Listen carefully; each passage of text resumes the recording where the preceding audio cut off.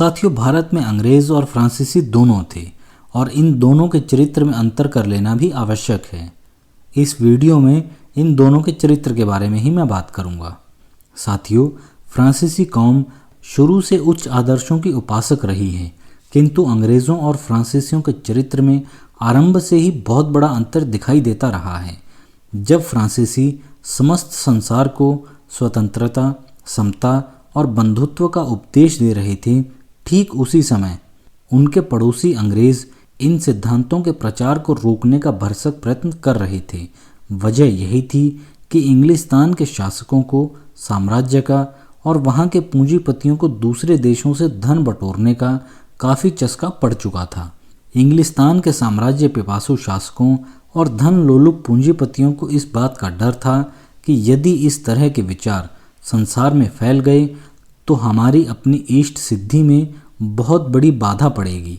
जिस अंग्रेज़ विद्वान एडमंड बर्ग ने इंग्लिस्तान के पार्लियामेंट के सामने इस योग्यता के साथ वॉरेन हेस्टिंग्स के पाप कृत्यों को खोला था, उसी बर्ग को अब वहाँ के शासकों ने 1500 पाउंड सालाना की पेंशन देकर उसे फ्रांस की राजक्रांति के खिलाफ एक ज़बरदस्त पुस्तक लिखवा दी, ताकि फ्रांस की आज़ादी का रोग इंग्लिस्तान में न फैलने पाए। इंग्लिस्तान का प्रधानमंत्री पिट हद दर्जे का साम्राज्य लोलुप था। फ्रांस और फ्रांसीसी विचारों का वह कट्टर शत्रु था।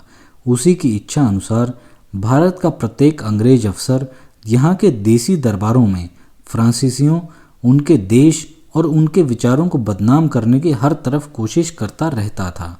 वेलेस्ली को भी फ्रांसीसी कौम और फ्रांसीसी विचारों से हद दर्जे का द्वेष था।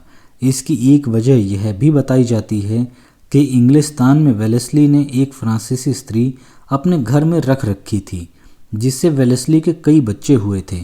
बच्चे होने के बाद वेलेस्ली ने उसके साथ बाज़ाब्ता विवाह किया। बाद में दोनों में कुछ अनबन हो गई और उस स्त्री ने वेलेस्ली के साथ भारत आने से इनकार कर दिया। जो भी रहा हो, वेलेस्ली फ्रांसीसियों से इतना डरता था कि भारत आते ही उसने 4 मई सन 1799 को यहाँ के जंगी लाट सर एल्फ्रेड क्लार्क को एक प्राइवेट और गुप्त पत्र द्वारा यह साफ साफ आदेश दिया था कि कलकत्ता, चट्टग्राम, चंद्रनगर, चुंचड़ा इत्यादि और बाकी तमाम ब्रिटिश भारतीय इलाके से एक एक फ्रांसीसी को और फ्रांसीसियों से संबंध रखने वाले और सब यूरोप निवासियों तक को चुन चुन कर ज़बरदस्ती यूरोप भेज दिया जाए। मार्क्विस वेलेस्ली प्रजा के अधिकारों का इतना पक्का विरोधी था और उसके राजनीतिक विचार इतने अनुदार थे कि स्वयं अपने देश इंग्लिस्तान के अंदर वह मामूली पार्लियामेंट के सुधारों तक के खिलाफ था।